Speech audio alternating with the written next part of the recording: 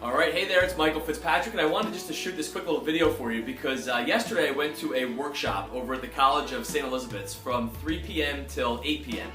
And the title of the workshop was called, Who Do You Want to Be?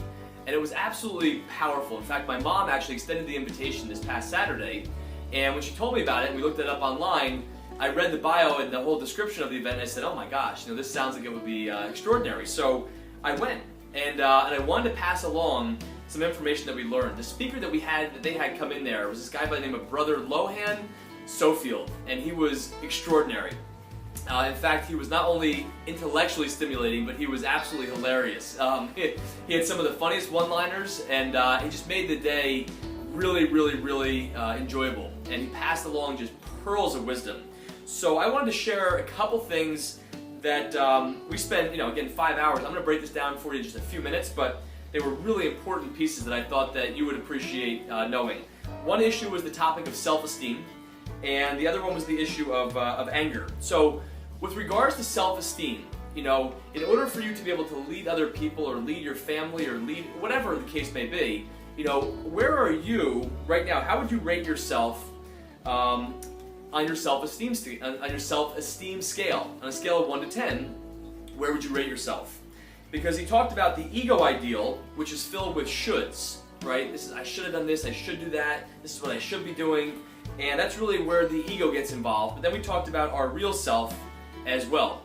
And one of the things that Brother Lohan mentioned was that low self-esteem hinders growth.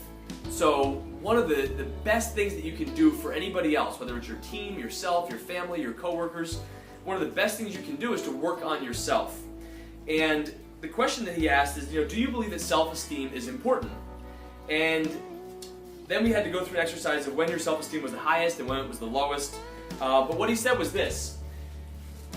He said, when you have high self-esteem,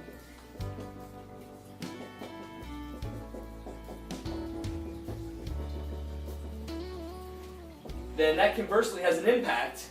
And what that basically meant in this class was that this creates an environment where there is little hostility, not as much need for control, and little competition. It's not a competitive environment. Conversely,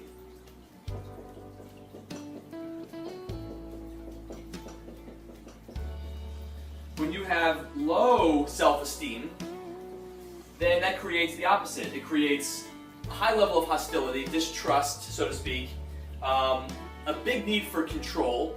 And I know that in my own life, when my self-esteem was low or goes low, I have a much higher need for control. I get more competitive, and and the environment becomes more hostile. So I also know that when I'm operating from a place of high self-esteem, that this is really the way that it does look. So that was the one thing that we went through that I wanted to pass along. Now, one of the things that he talked about was the norms of how people measure their self-esteem. And there was actually 5 things that people use to measure self-esteem. So the first one was they measure self-esteem by their significance. Okay? And this basically was caring too much what other people think. So one of the reasons I'm shooting these videos, to be quite honest, is because a while back I cared way too much what I looked like on video and what people might think if I did them and all that kind of stuff. So to me it was really a challenge about a year ago to start shooting videos because it was something I was extremely uncomfortable with. So that's why I do a lot of videos now. But the first way that a lot of people measure their self-esteem is through their significance. The other way is through their competence, their knowledge, their intellect, and so on. The third way is, he said virtue, but he also said, I don't like the word virtue. Basically, it was somebody who's kind of a perfectionist. And perfectionism. The fourth way that a lot of people, this is the normal way people evaluate their self-esteem, is through power. And that's through controlling other people. And the fifth way was really through their body image.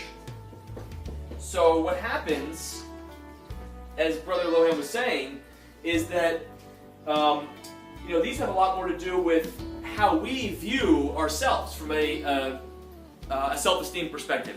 And he gave a quote actually from Elizabeth Taylor that he thought was powerful, that really was sad also. But he said that the quote was that she was known saying in a magazine that now that I've lost my beauty, I have nothing to live for. So a lot of people have an association with their body image, and that dictating their self-esteem being high or being low. So then he went through from there the different times that our self-esteem is vulnerable to being attacked, right? Or our ego is vulnerable. So he listed 5 things that were our vulnerabilities to our self-esteem. The first one was external criteria. The second thing, and again, I'm giving you guys just the down and dirty, Reader's Digest version here. Physical afflictions. The third thing are transitions. Whether it's moving or relationships or whatever the case may be. The fourth thing was really any crisis point. And the fifth thing was if somebody has a chemical imbalance.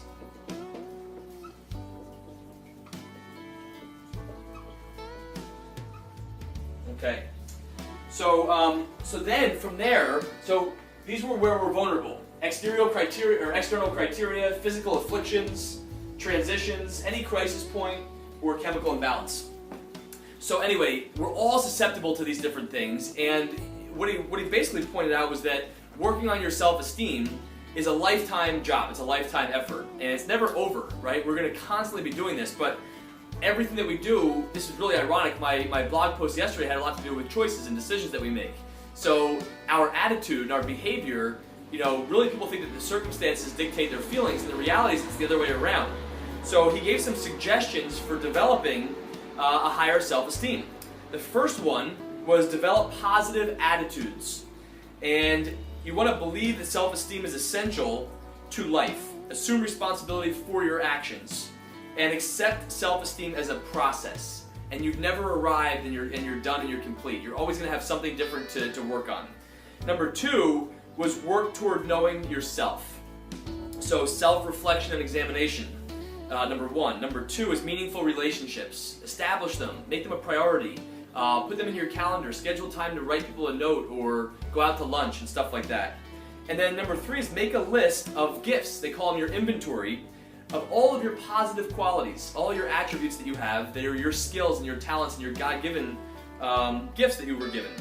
And then the third part to this, so these were the suggestions. The first one was develop positive attitudes, then work towards knowing yourself. Then number 3 was accept person's self-discovery, accept what the person's self-discovery process reveals. So accept who it is that you find out while you're going through this discovery process of yourself. Accept that person. So explore the ego ideal. Develop realistic expectations and criteria for yourself. Become an affirming person, right? So if you want to be affirmed, become an affirming person. And I thought that was just powerful.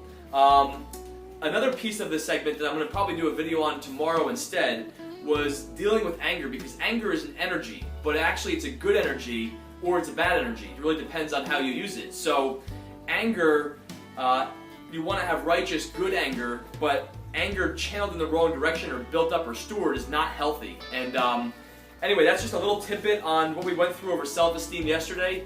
I guess my point is that we're all in this life together. We're all going through different things. So the most important person you can work on is yourself. And I hope that you take some time today to write down a list of all of your gifts and all your talents, and write your own vision for what you want your life to look like. So anyway, some of this information here, hopefully it was helpful, and I just wanted to kind of pay it forward. I hope you have a great day. Bye-bye.